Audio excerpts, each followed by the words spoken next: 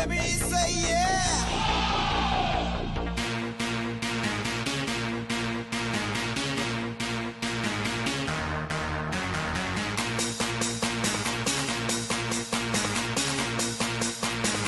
Let me say yeah.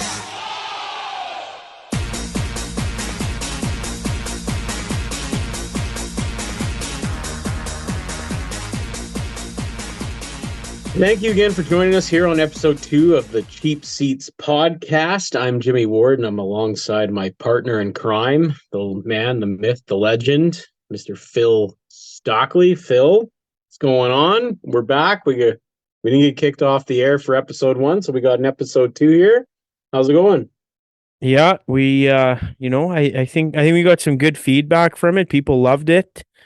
Just two buds just chatting hockey, and you're getting right into the thick of it here with trade deadline coming up, and some good playoff races going on. Some some signings have happened since the last episode. Lots going on in the hockey world.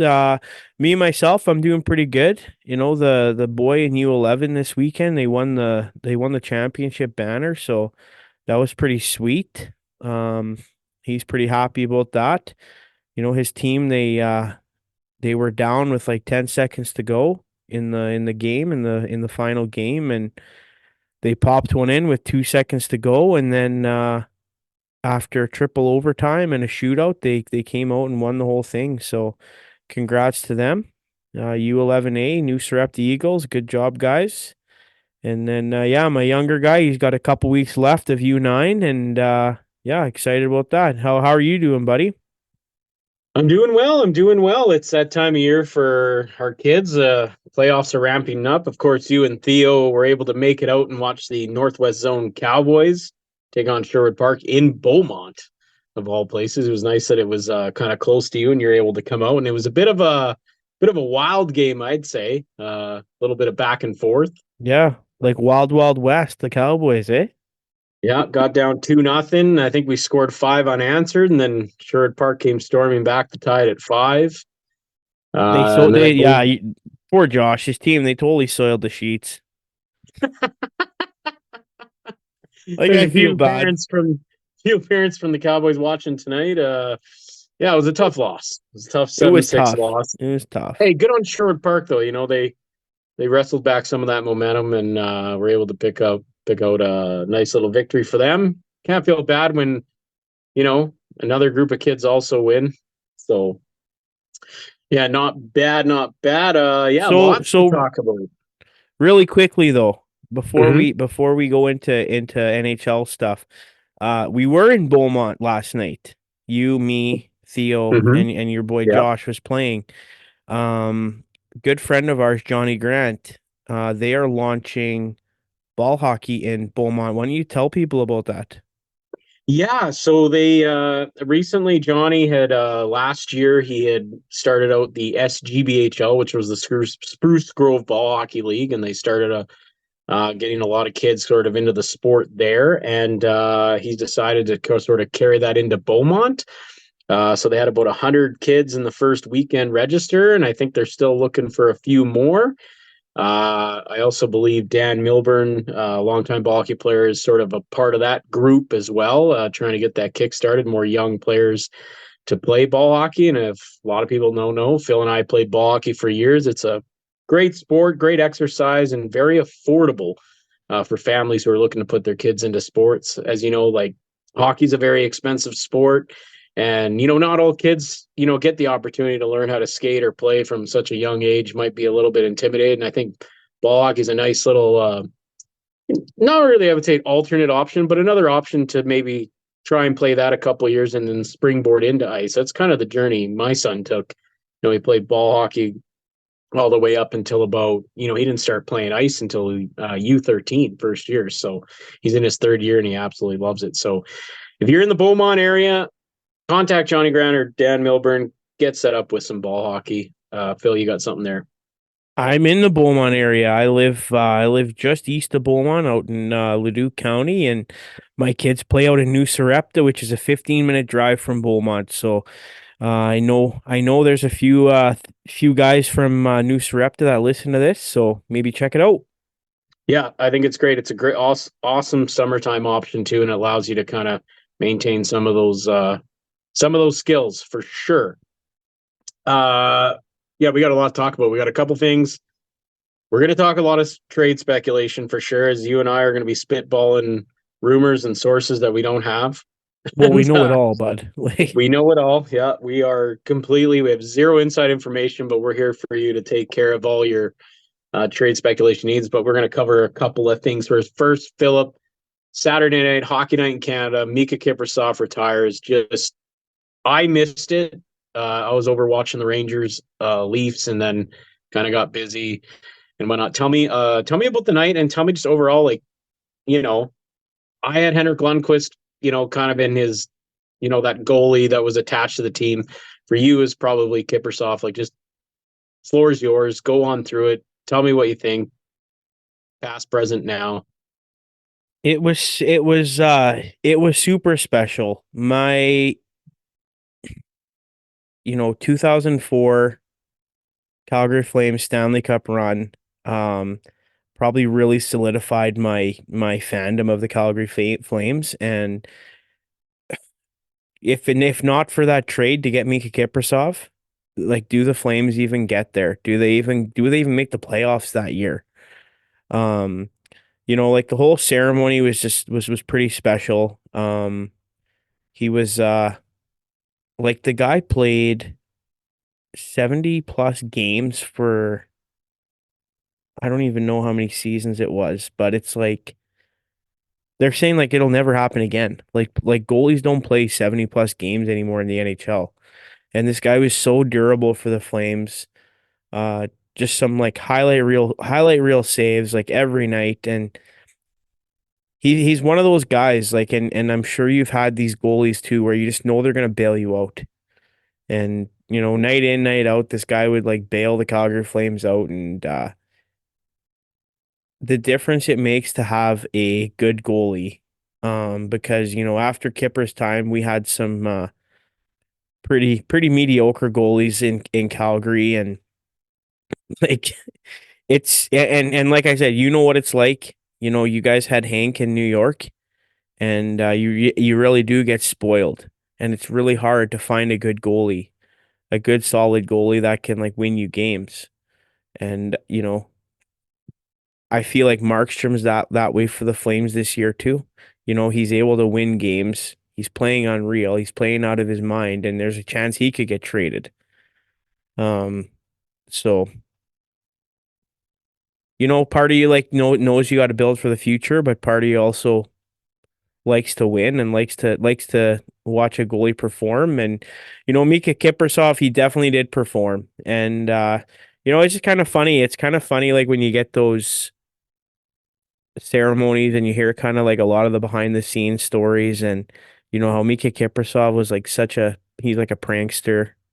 He's, like, always, like, telling jokes or, like, playing pranks on guys and stuff. So the after hours show was kind of funny. They had, like, Dion Phaneuf, Rhett Warner, Robin Regier, and it was pretty entertaining to watch. But I don't know, do you have any Kiprusoff memories? To go back to your question about the 70 game, he played seven, I think it was after the trade to Calgary the following season, he played seven straight 70 plus. Yeah. And the numbers that he put up, and like he definitely had a couple seasons where he had some dips, but I mean, he had at least 4 seasons of 920 or better. He was a career 912. Obviously, that magical run to the Stanley Cup final against Tampa Bay really stands out. But what is just wild to me is, like, thinking about how he got to Calgary. San Jose had this sort of three goalie monster. It was Vesa Toskala, Evgeny Nabokov, and Miikka Kiprusoff. And it was like, it's so funny. It's like, had they maybe, say, chose a different goalie, because at the time I think Kiprusoff was considered sort of that third goalie. And He was the it's third funny. stringer, yep. Yeah, and it's funny how you get an opportunity and you just run with it. And no fault to the Sharks. I mean, they had three quality goalies. It's just, How do you know? Yeah, and it's just wow, it was almost like franchise changing, right, for them. And I definitely know what it's like with Hank to have an absolute stud back there, and you just know going into big games, like you didn't have to worry, like you just didn't have to worry, like he was gonna come through. And I think Kiprusoff was that way for the Flames. So thought it was cool that they got a chance to honor him. It was cool to find out that he was such, kind of this because he a lot of people say they didn't really know what he was like behind the scenes. There wasn't a lot of social media and stuff back then, and so I think it was awesome. I wish I could have saw the whole ceremony. I might actually go back and watch it, but yeah, it was He a it was was a big. yeah, he was so calm in the net. And like I remember that '04 run, like super intense, like a huge goal gets scored on him, and you could just tell he was fine. Mhm. He wasn't rattled. He was fine. He's ready for the next one. So that was like kind of my favorite thing about Kiprasov, just how calm and cool he was about everything. It's like he did not care if he got scored on.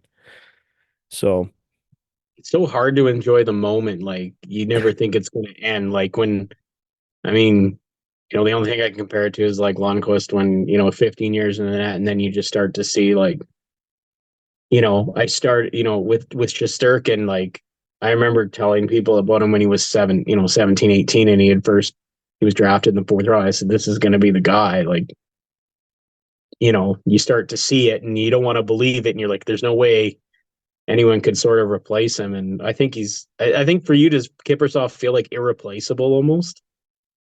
oh yeah, it's like there's never going to be another Kiprasov, right? And it's like I said, like I don't know, it's almost like he was like a mythical person, like a character, like so mysterious and but yeah. And I'm then how, glad they did it. I'm glad they did it. I'm glad they retired his jersey. And then another interesting topic came up on After Hours was should Kiprasov be in the Hall of Fame? yeah, that's an interesting one. What are your thoughts on that? Well, I'm biased, so I'd probably obviously say yeah, I think he should be. I do believe his numbers do back it up. Um, but maybe I think your opinion would probably be a little more taken by people listening to the show as maybe more Well, I don't think it's more. unbiased and It would be something. It's actually not something I actually thought about. Like I'd actually really have to dig in whenever I have those sort of Hall of Fame debates. I'm very careful about being like this just guy should be throwing in it the out there. Yeah. yeah. He had a 2.49. He had a 9.12 career, which is quite good. He won 319 games. Now you got to remember what the Hockey Hall of Fame. It's not the NHL Hall of Fame, right? It's their body of work. Um, Yeah, I'm just kind of looking. He won a Vesna trophy. He won a Jennings trophy in '06. So I mean, hard to say. That's a hard one. And I'll that's something I would definitely have to dive into. So Yeah. Like this one's not a hard one for me, but we don't need to go there tonight. the old '89 overtime sliding on his knees, one of the more famous celebrations. Yeah. For those listening, So I got Flurry's jersey behind me, but yeah, we can go into that maybe in the summertime. But summertime, yeah, um, we'll definitely do so some of yeah, those. congratulations, Miikka Kiprusoff. You belong up in the rafters in Calgary. You put your stamp on that organization. You probably sparked so many kids to become goalies in that Calgary area. So yeah, congratulations. And so you said you were watching that Leafs Rangers game. How was that one? Yeah, it was wild. Obviously, one of the big storylines going into that game was Matt Rempe in the lineup with his two black eyes and whether he was going to square off with Ryan Reaves. It was a very interesting game. It was quite a close game as well. Obviously, Toronto got the better of them in the shootout. And obviously, Reaves and Rempe ended up fighting. But I know early on in the game, Reaves had sort of tried to go and Rempe, denied him, I think twice, two times at that point in the game. And I started to wonder if Laviolette and the players kind of said, okay, like you don't have to do this, like, you know, kind of gave him the no-go because if you actually go back and watch the clip of the fight, um, right before he's about to go, he turns to the bench and he looks over and it looks like they gave him the green light and he just turns around with a smile and just sheds the gloves. So I think he wanted to. Definitely hung in there. He definitely played a little more. He was a little more like a little more defense this time instead of just eating punches from Olivier. And it Well, was you have to awesome. protect those black eyes, man. Yeah, for sure. It was awesome because he gets to the box and you can see him and Reaves having a conversation, and it looked pretty friendly. I think they interviewed both guys after the game, and Rempe just said, "Hey, like, um, the guy's a legend. It was an honor to fight him." And Reaves said, he's a really nice, humble kid. He's going to be a menace in this league. So it was nice to hear like what he's come in and had to do, and the people he's had to fight has been incredible. He lays a couple big hits in that Toronto game, a questionable one on Lyubushkin, where some people thought it was charging, some people thought he should have got suspended. Well, Maple Leafs fans did. Yeah, I mean, brief. I think a little bit left his feet. I think you could have called a 2-minute charging penalty. I don't think I would have called much after that. And the funny thing with him is he's actually, he's not just a guy who goes out and fights. Like, he's actually contributing. When the Rangers need a little bit of energy and setting out that fourth line, he's able to bang some bodies around. I believe he's a +2. So he's not a minus player out on there. He's not hurting them defensively. He's got a goal and an assist, which it's one more goal than Connor Brown right now. And sorry, I had to throw that in there. It's been all over X there. A bit of a struggle. And I feel for Connor Brown. I don't think anyone expected Jacob him Markstrom has to more points than Connor Brown, so that's wild. That is anyways, wild. we'll leave Connor Brown alone. But one of the crazy things was they go and play the Florida Panthers on Monday, which was a excellent game. A lot of people saw the play by Barkov, the assist. I don't know if you caught that. His big assist on Reinhardt. What a goal! What a play! He is unreal. But at one point, Madison Square Garden is chanting Rempe, and it's loud. Like, it reminded me of when Avery used to get. There's a very few player that get their names chanted at Madison Square Garden. Henrik Lundqvist was one of them. Igor gets his fair share. Sean Avery used to get the loudest. But that Rempe one matched what we used to hear and I'm talking like the old Garden loud. Like, it was.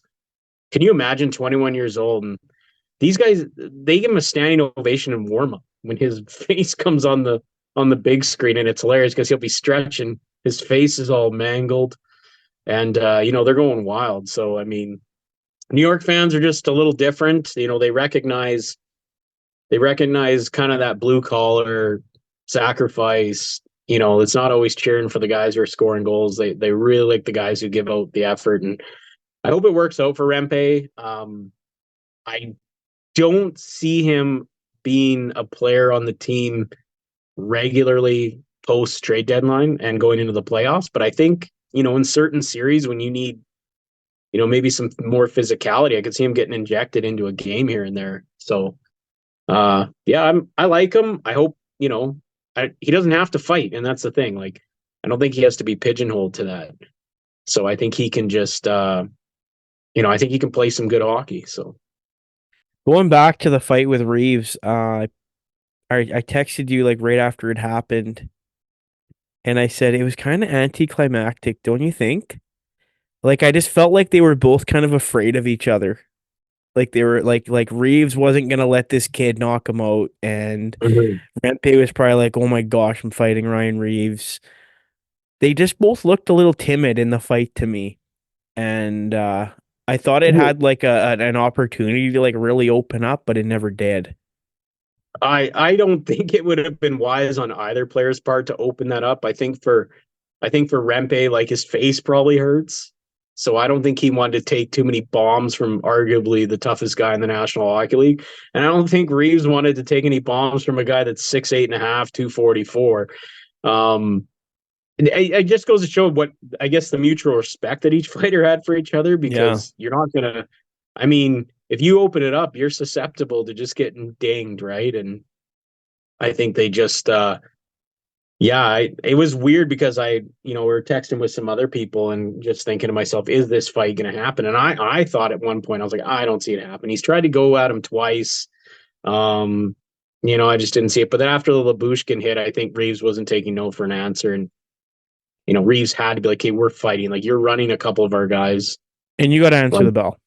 yeah. And so he did. And he's answered the bell every night, right? So, Interesting take from Twitter on from George LaRock though. George LaRock gave Rempe the win in the fight. yeah, there were some people a lot of people, there were a few people that thought Reaves won, and they were scoring it like boxing, like 10-9. I saw a 10-9 Rempe, 10-9 Reaves.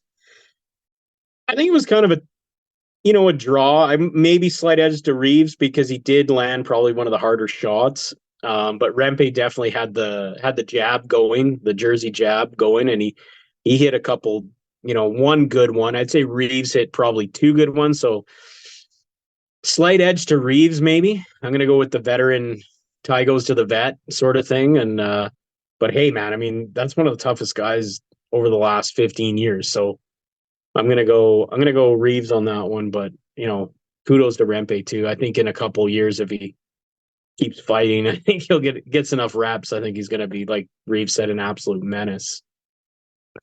Okay, let's move on with the show here. So trade speculations. That's what we got next up on our list. Um, we got Mantha was traded. Why don't you talk about that trade? Yeah, that one, not surprised Mantha went. I was it was really interesting because, I've been hearing, kind of reading lately that, the prices are high, and the prices are high and it seems to be the year of the wingers, right? And we knew the Vegas Golden Knights have been struggling. There were a lot of talks that they were going to add at least one winger, if not two. They go out and get Anthony Mantha from the Washington Capitals, who's actually having a very quite a good bounce back year, I guess I would say. Mantha's a really interesting case because I think he's a very good player. When he originally went there from Detroit, I think they expected him to be sort of this like bona fide top six goal scorer, and it never really materialized there. He's also a player that has really good size, but he's not overly physical, but he's quite good at protecting pucks. If you look at his analytic stats, he's not great at retrieving the puck, so therefore he doesn't really initiate contact in order to get pucks. Pretty good on the defensive side of things. I think obviously he's going to help me. He's another big, big body. And I think under the right circumstances there, he'll have a little more talent around him. So I think it's a good pickup. They didn't pay a lot, I didn't think. A second this year and a fourth in 2026. So they didn't give up anybody off the roster. They didn't give up any prospects. They kept their first round pick, which I don't even know if they have a first round pick moving forward. I'd have to look at that, but yeah, I mean, again, I think it's going to be, decent pickup for them. Sort of thing. I don't know. What are your sort of thoughts on Mantha? Yeah, like Vegas gets pumped by the Sabres 7-2. And Jack Eichel's return to the lineup. So, rumor out there is that Mark Stone is done for the season and possibly playoffs. So, we're not going to get the old Kevin Nash standing up out of the wheelchair right when the playoffs start from Mark Stone, possibly. But yeah, whenever you can inject a 20 goal scorer, he's already got 20 goals this year. Whenever you can inject it into your lineup, who says no, right? So I believe the Vegas Golden Knights and also like I believe the Oilers have just passed them too for second place in the Pacific Division. So Yeah, I think maybe they're just a 5 or 6 points up on the yeah, on the on the Oilers now, and the Oilers have 2 games in hand. I just think, Vegas has really suffered. The injury bug has hit them, and I think their sort of hope is, and if Stone is out, for the entire playoffs, that's a massive loss yeah, for them. If you look at their IR right now, they're missing Stone, they're missing Brett Howden, Will Carrier, Thomas Bjornfoot. I mean, they've got some players that are sort of out of the lineup. So I could see them adding probably another winger. Be interesting to see, does Mantha slide in on that top line with Eichel and Marcia? So, does he play, with Carlson and Matteo, or does he play with Carlson and Stevenson on the right side? So Yeah. there's a lot of options there. I still think if that's the case, I think Vegas will try to add another winger. Um, there's still a lot of names out there: Jake Gensel, Pavel Buchnevich, uh, Frank Vetrano, Vladimir Tarasenko, Anthony Duclair. Those are some of the ones that I expect to probably. Jason Zucker's another one, but I don't know Yeah. the interest level is there. So Do you do you see this? I kind of going off topic from trades, just a thought that came into my head, but we can do the whatever we Vegas want. The Vegas Golden Knights potentially losing Mark Stone for playoffs. Do you think that opens the door for the Edmonton Oilers to get past that hump? Well, yeah, I mean, it's really And we hard to know talked right about this last week. Like, what are the now. Oilers going to do? Well, I guess it's all predicated on what they're going to do. Reading a lot of it today, it sounded like Buchnevich was a guy they were zeroing in on. The issue there is going to be the cost. Yeah, and I by the way, on a side note, Sam Gagner on waivers today for the Oilers. Yeah, I think a lot of people freaked out about that, about him possibly Yeah. getting claimed and whatnot. And a lot of people say, well, why don't we just put Connor Brown on waivers or whatever, less likely to get picked up. These guys have reasons for doing things, and I'm pretty sure, maybe they need a couple days of allocated cap space. One of the things is if they add a couple of players and Gagne clears, then the next time they need a roster spot, he doesn't have to clear. Right. So there's all sorts of different things. You're going to see a lot of moves where you're going to, like the Dallas Stars putting Logan Stankoven, sending him back down after he scored a few points, but really that was it's a paper transaction to allocate cap space, right? So um yeah, for the obviously I think the door open. I think the door has always been open for the Oilers. It's just a matter of, I think people are thinking they're a couple pieces away. And then the debate is, what are those pieces? What are the right pieces to bring in? I know, And how do you fit them um, in? yeah, and how you fit them in. It's been all over the place, though. Like I said, they talked about Pavel Buchnevich. Um, I I would be not surprised if Buchnevich got traded, but I don't think he will be traded. And if he does get traded, it's going to be a haul for the St. Louis Blues. I look at the fact that the Oilers have sort of announced that they don't want to trade Dylan Holloway or Philip Broberg. They're more likely to want to part with their first round pick. I don't see a situation where the Blues don't take back a young defenseman. If you look at the St. Louis Blues lineup, uh, most of their defensemen are locked up long term, and most of them are over the age of 30. They don't have a young defenseman sort of coming up, at least in the foreseeable future. Like they have some in their system. Michael Buchinger, who plays for the Guelph Storm. He's a good defenseman, but he's 18. You've got Quentin Burns of the Kingston Frontenacs, who's having a very good season. He's got 31 points in 50 games. They've got Arseny Kormislov. He's over in St. Petersburg, again, another young defenseman. And of course, Theo Lindstein, who plays over in Sweden. He was a mid-round pick, but really started to shoot up his stock. He had a excellent World Junior Championships in 2023. So they have guys coming.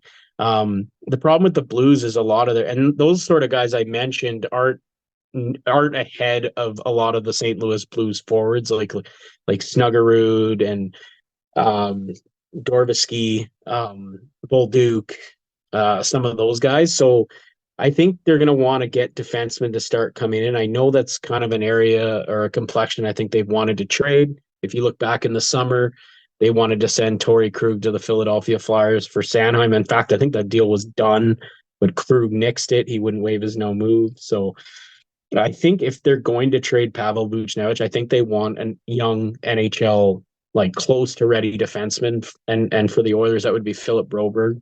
They're probably going to want a first round pick. uh, and maybe plus more, right? So I think that'll be a difficult trade for the Oilers to make, especially with retention. So, and I don't see any team out there having the assets to want to pay possibly for that, unless that price comes down. If the price comes down, then I think a lot of teams will get in the mix there. And you're very familiar with Buchnevich. So like what kind of a player would the Oilers be getting if they were to acquire him?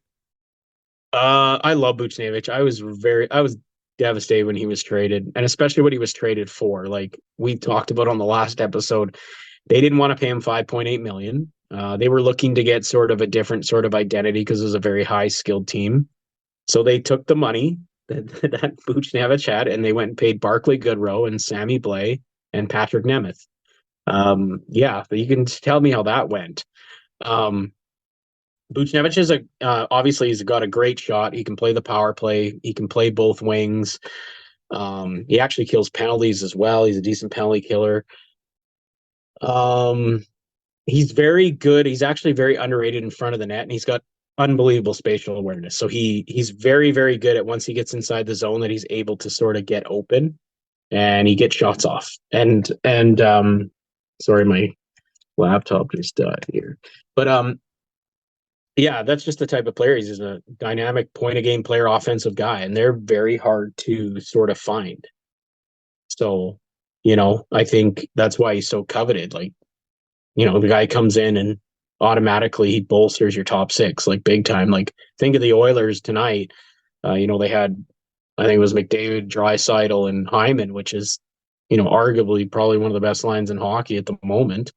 And then think about bringing in a Pavel Buchnevich or another top six winger to play alongside Hopkins and, take your pick, Evander Kane or whoever's up in that sort of thing. Warren I know. Fogle. Well, whatever. I'm sure. Like, I think their wish list, honestly, is to add two forwards and a depth defenseman. That's what Stauffer had mentioned, sort of during the intermission. I know a lot of, it's so funny. There's just so many moving parts when you're reading Twitter or X or whatever. And Adam Henrique was another guy that they became all of a sudden very interested in, as well. So I think it's really strange, because there just seems to be there's just stuff that's just all over the place. It's very, very hard to sort of keep track. One other thing I will note is that you look at a lot of guys that are being held out for trade related reasons. Pavel Buchnevich played tonight. So to me, that's an indication that A, the price is high, and B, I don't think anyone's come close to meeting it, because I think if there was like a legit chance that he was going to get moved, I don't think he plays tonight against unless they're really trying to go for a playoff spot. But if you're trading him, because they're not far out of the playoffs either, the Blues are quite close. Just on that note too, Noah Hannafin hasn't missed a game for trade related reasons either yet. Yeah, what are your thoughts there? Because I've heard kind of like they're trying to re-sign him, or they were thinking about re-signing him. Well, so last night on the broadcast, Eric Francis, Corey Sarich, and Ryan Leslie were talking about Noah Hannafin potential landing spots. And Ryan Leslie, not saying with any insider information, he said just purely speculating, kind of like it's not over till it's over kind of a situation with Noah Hannafin, right? Like, what if tonight Craig Conroy and Hannafin's agent just go hammer it out and get a deal done? Um, he's a young, good stud defenseman that could be with your team for a long time. Like, you can sign him for 8 years and he'll be productive for 8 years on that team. He's still that young. So if the Calgary Flames could re-sign him, I think they should. And I think I think they should. Mm-hmm. And I know you and I talked about this like off the podcast, and you kind of agree with that. That if they could do it, they should do it. And we're not saying it's gonna happen, and I truly do still believe he will be traded at the deadline. I'm hearing Tampa Bay's probably the front runner for that, but I think that's his desired destination for sure. I think the Florida Panthers had poked around, but we had talked about looking at some of the assets. I think the big issue for Tampa Bay is, I mean, the name that's floating around, the prospect that's floating around is Isaac Howard. Obviously played at the World Juniors. He was a first round pick of the Tampa Bay Lightning. He was sort of a guy who should have went higher, but he fell. So they're probably their best prospect. So I guess the question is whether they want to part with him or not. The other question is if you extend Hanifin, there was lots of talks about what does that mean for Stamkos? Does he, re-sign, or do they have enough money to re-sign him? It's just, yeah, I just start to wonder, like, and if they re-sign Hanifin, then obviously it's probably looking like a 2-year retool or an attempt at that, and assuming they trade which Mark. is what I think they're kind of aiming towards, is a retool as opposed to a rebuild. And we talked about this last podcast. We've been there before. You never know. Like, you look at the Vancouver Canucks. Do you put them in first place in the NHL this year? Seeing their season last season? Probably not.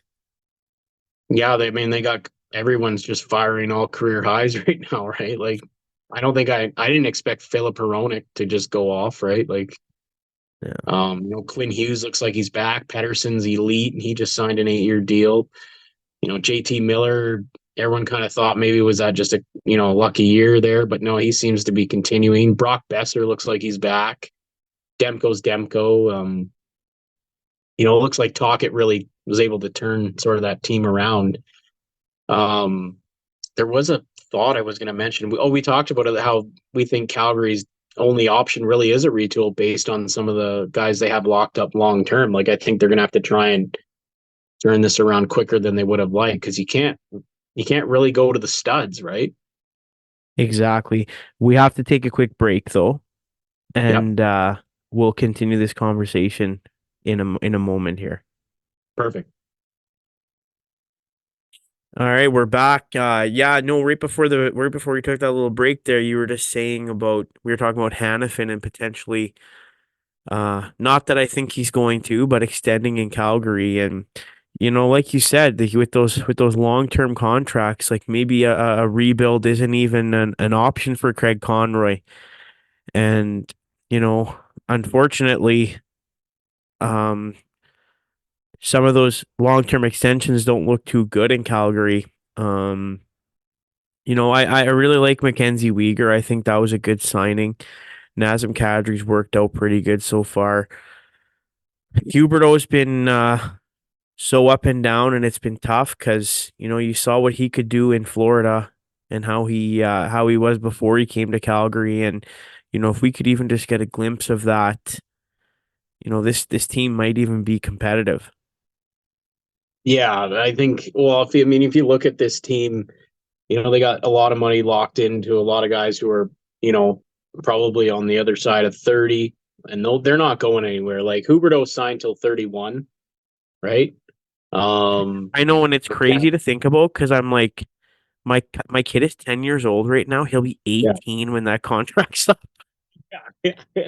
Just to put it into perspective, yeah.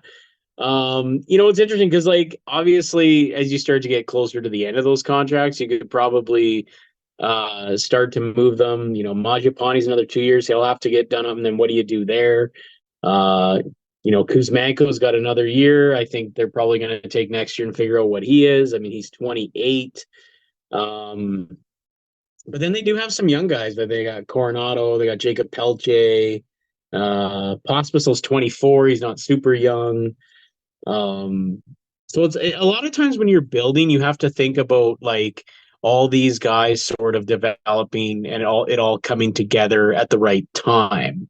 So sometimes, you want those young guys coming in as the older guys are aging out. So I think, from Conroy's perspective, and you look at even the Tanev trade, getting, a second, a conditional third, and a prospect versus, a lot of people talking about turning down the first round pick from the Oilers and Cody Ceci, would be a serviceable defenseman for them next year, especially in a retool.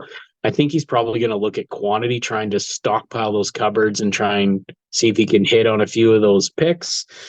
The Tampa Bay Lightning don't have a lot of picks, and we talked about Hannafin wanting to go there to extend. He has the other option of trading him somewhere else and see who wants to pay for a pure rental as well. Was that So Tampa Bay last year that gave up like their next 3 first rounders for Canners, Canners? they gave No, up. yeah. They gave up. It wasn't that, but it was a plethora. It was something like 4 picks in the. Yeah. I think it was the 23 draft, combination of the 23 and 24 draft. They just traded them, and so that's the other issue is a lot of these teams that are A, up against the cap, and B, don't have a lot of draft capital to give away. So I think a lot of teams are going to start looking at dealing away prospects, and I can't imagine the future like these contending teams, if they keep contending and moving forward. I don't know what they're going to have left to give some of these sellers. So I guess the question is like, you're selling now, like even if you want something back, teams might not even have it. Um, I'm sure if Calgary could re-sign Hannafin tomorrow, I'm sure they would. What they're going to get for him, I don't think it's going to be what he probably should get just based on the landscape, but you never know. There's so many moving parts. There's so many, this guy's going here and this guy's going there. There's so many names this year. I find this to be probably one of the more unpredictable deadlines. I mean, last year, you could pretty much almost tell where everyone was going to end up.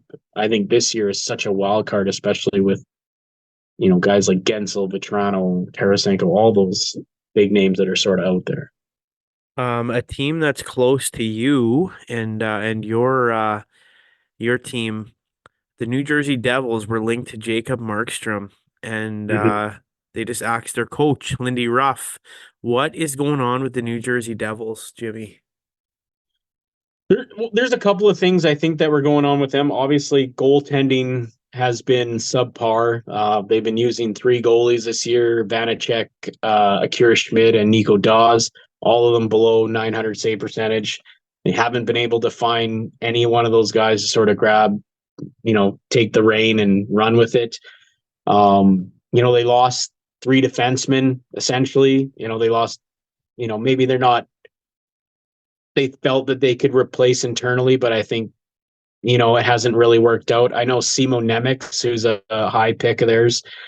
He's playing at a very young age, and he's playing quite well. Luke Hughes, who came in late last year, and now this is his full season. He's playing well too, but still, those are 2 very young sort of defensemen who are still trying to sort of find their way. Siegenthaler hasn't really had quite the year that he had last year. They lose Damon Severson. Dougie Hamilton gets hurt, who's arguably their best defenseman. And there was one more in there. Ryan Graves ended up signing with the Pittsburgh Penguins, which wasn't a huge loss, but still, I mean, you start to add all of those things up. And I think a lot of it last year, the Devils were they went on that 10-game winning streak. I think Ruff's job was in jeopardy going into that streak, and I think that streak saved his job. And the fact that they were looking like this absolute team on the rise. I still think they are. I think this is just like a one-off, and I know they absolutely need a goalie. And I know that trade got nixed, but there was people starting to say that they're probably revisiting it, and it could include quite the haul for Calgary. So, Mike, I think it's going to be an off-season deal. I think one that where they're going to have to sit down and take their time. I think it's just getting too close to the deadline now, unless Jersey really thinks they can make the playoffs still. But they lost again tonight to the Florida Panthers, and I know they can still catch the Flyers, but there's a lot of teams in that mix right now. So I don't know if Jersey kind of waits. I know Fitzgerald did a press conference and just talked about a lot of the same stuff. So I know Travis Green's in there temporarily. I don't know what they're going to do with the coaching situation either, but that's just kind of what I see in New Jersey right now. And you see this, like you saw this with the Oilers earlier in the season. It sometimes this feels like it snowballs. Like Mm-hmm. one loss turns into 2 losses and then into 3 losses, and then injuries start to happen. And that's just like what I see with like the New Jersey Devils. It's just like one thing after another, combined with loss after loss after loss, and losing games that you should be winning. And Um, it just happens with teams, even in the NHL. Well, not to mention Jack Hughes was out for a while. He missed Yeah. a considerable amount of time, and he's, in my opinion, I mean, he's a top 10 player in the National Hockey League. You could argue top seven, top five, when he's really going. I just think it's difficult now. I mean, the Devils are 8 points back of the Lightning. They got a leapfrog Pittsburgh, Washington, um, the Islanders, teams that I don't think are, I think they could do it, but they would have to go, have to be quite the run. The way I see it in the East anyway, I don't see anyone leapfrogging Tampa and Detroit. I think they're sort of a bit better, I would say, than the other, although Detroit's lost a couple in a row. The Islanders have won four in a row. But every team's really gone through it. I mean, LA went through a tough stretch, or Arizona lost a whole bunch in a row. Obviously, the Oilers were in a crater. The Rangers had kind of a weird, they started the year hot and then stumbled into the All-Star break, and then they came out with a 10-game winning streak. So it's been ebbs and Yeah, flows, and it's never can stop the bleeding.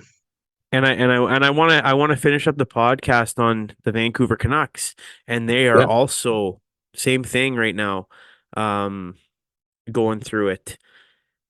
So, yeah, let's go over the Vancouver Canucks really quick. Elias Pettersson signs an 8-year deal. What did you think of the deal? Surprised at the number a bit. I thought it'd be higher. I thought it'd be in the 12s.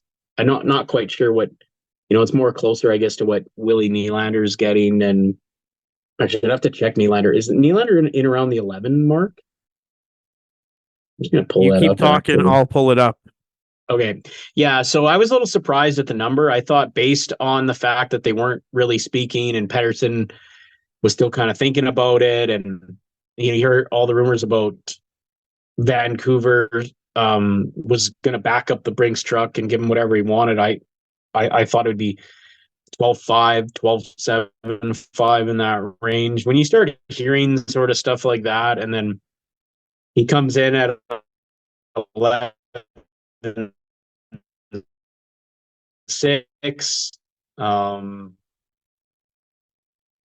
I think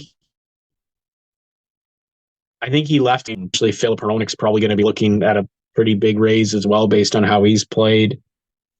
I don't exactly have their sort of complete cap structure, but they'll have some money to play with. Like Tyler Myers is making $6 million, and he's coming off the books soon, so they'll have a bit of money there. And then it's really yeah. I mean, obviously he's a franchise player. He you could make the argument that he's a top five player in the National Hockey League, definitely top 10.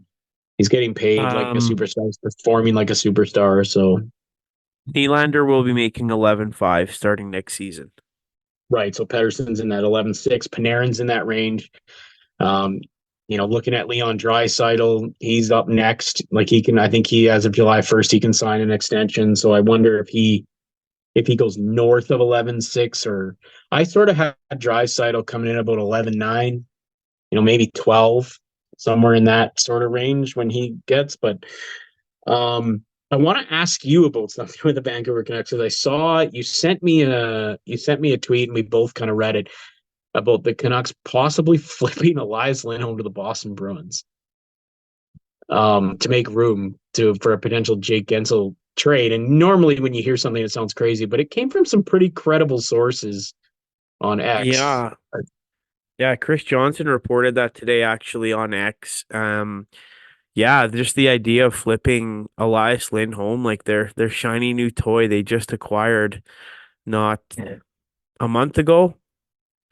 Mhm. At the All-Star break, right at the All-Star break, they acquired Elias Lindholm from the Calgary Flames, and yeah, reports today that a rumor that they could flip him. Um, I don't know, like is that a maybe he's not working out, maybe he's or maybe he's just not the fit they need, because like we just mentioned a few minutes ago about teams kind of going through a lull. Like the Vancouver Canucks, since Elias Lindholm has been in the lineup, have kind of not been as maybe sharp as they have been the rest of the season. And thank goodness they have quite the gap on the Edmonton Oilers still. Although Mhm. I don't even know what the gap is after tonight. between those It's teams. not. It's still reasonable. Like they control their own fate. I think the Oilers are 7 back with 3 games in hand, though. So if they But win like, those 3 on that's 1 game back, right? Like, and the wasn't Oilers it are like like 5-1. literally like 20 some points like a month ago? It was like 1,000 points. The Oilers were. I was like, I said, when they right before they fired Woodcroft, I'm like, this team's not making the playoffs. Like, I agree. just the math, right? I wasn't even like I said, I'm like, they're gonna have to win like 20 games in a row, and then they go win 16, like we had said. But I mean, Lindholm, he's got 4 points since joining the Canucks. No, 6 points. He's got 4 goals and 6 assists. He's a -5 in 14 games right now. Not Um, great. have you ever seen that where a contending team acquires kind of a high profile player and then all of a sudden goes, yeah, we might just flip him? Like, maybe they do it before he's played a game, but I've never seen it where they go, 14, 15 games and go, I think we're going to trade you again. Like Lindholm goes from potentially making 9 million a year for the next 8 years to we don't know what his next contract's going to be. I wonder if he's really wishing he signed that deal with Calgary at the beginning of the season. Oh man, I don't know why you don't. Like, I don't know why you just the financial security. Like, yeah, I get winning, but like the NHL landscape changes so much that you can't project your future based on where you think you're going to win unless you're signing like a 1 or 2 year deal on a team that has a 1 to 3 year window, right? Yeah. We don't know what the Calgary Flames are going to be in 3 years, 4 years, 5 years. And I think Lindholm, looking at it, he had a really good year in 22 where he had 82 points. He kind of dropped off 64, and then again he's around that 64 point pace. But And then you he can goes to Vancouver, admit right? you can we can both agree that that Gaudreau Lindholm Kachuk line was probably one of the best lines in the NHL when it was really rolling. Yeah, and I think he's one of those players. Like I see Lindholm as a really good second line center on who can play with the right guys. And I don't know exactly who he's playing with right now in Vancouver, according to Daily Faceoff at the moment. But I don't. They had him. I think they had him on the wing for a bit. I don't even know if he's playing center. I wonder if they. I know the Canucks really want Shea against them. Jim Rutherford had him in. Obviously had him in.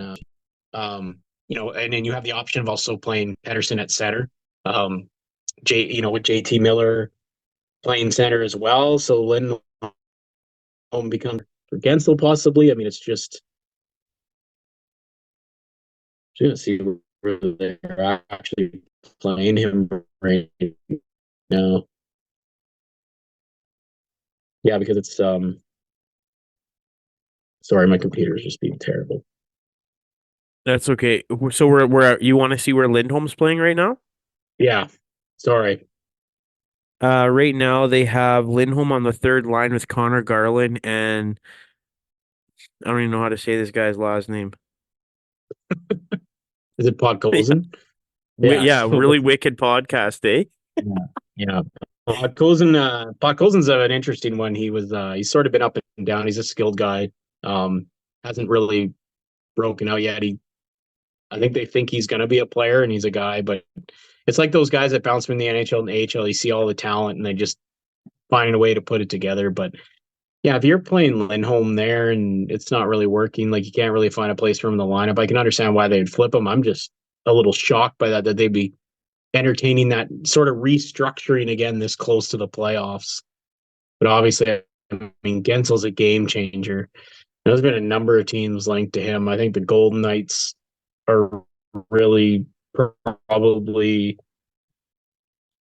taking a look at. I think the Oilers were as well, but I don't know if they have like an NHL like young good NHL player in a first round pick and probably B level prospect. So you got to think now on those teams, like, what are they gonna give up? Vancouver's got Laramecki. They have as a guy that they could give up as part of it. In terms of the good young player, I don't know who would come off the roster. Yeah. Obviously, yeah, you know what I mean? So you start to try and piece together what teams might give up, but that's a very interesting development, and it's going to be make things really exciting. Obviously, our next episode is going to be post deadline. I think we'll probably do something after the deadline and just watch the wild, wild west happen. Yeah, and even like, I feel that Vancouver did give up a lot for Lindholm. Yeah, and good on Calgary, right? Like, Yeah.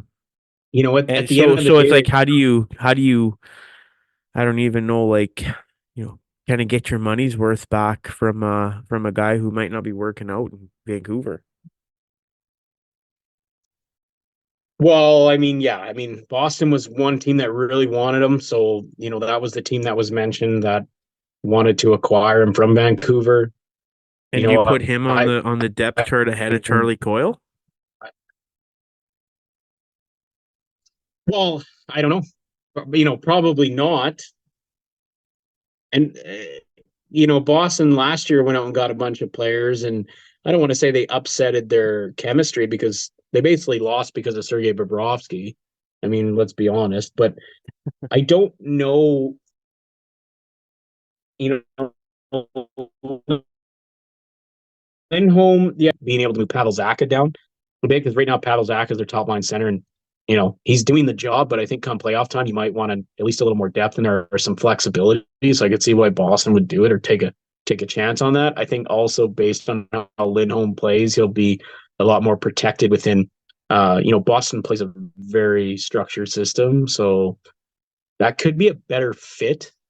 That's the only thing that I could see, and Boston's pretty confident that when they get players, you know, a guy who's maybe having a tough year. I think that organization really believes they can get the best out of the guys they get. I mean, they lost Bergeron, they lost some guys in the offseason.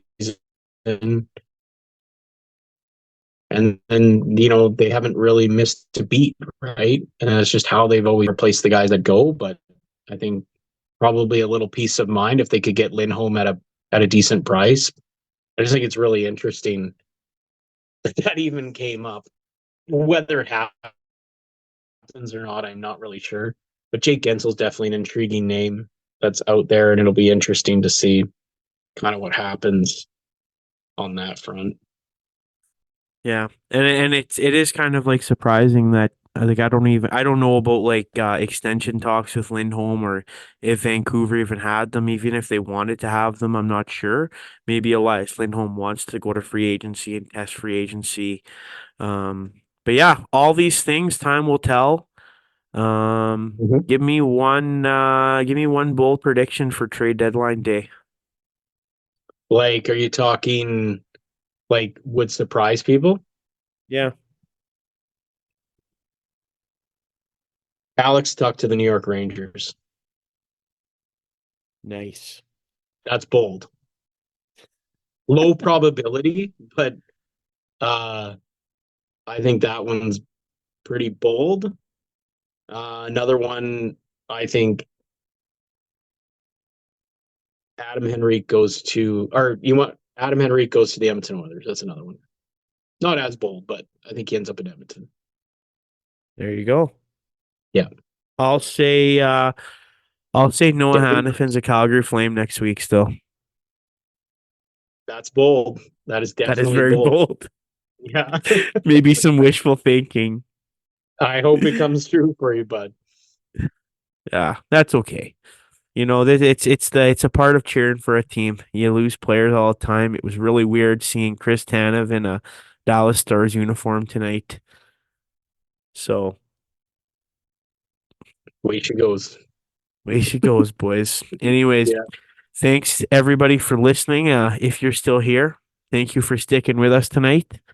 We love On you. behalf of Jimmy Ward and myself, take care. We love you, and see you next time.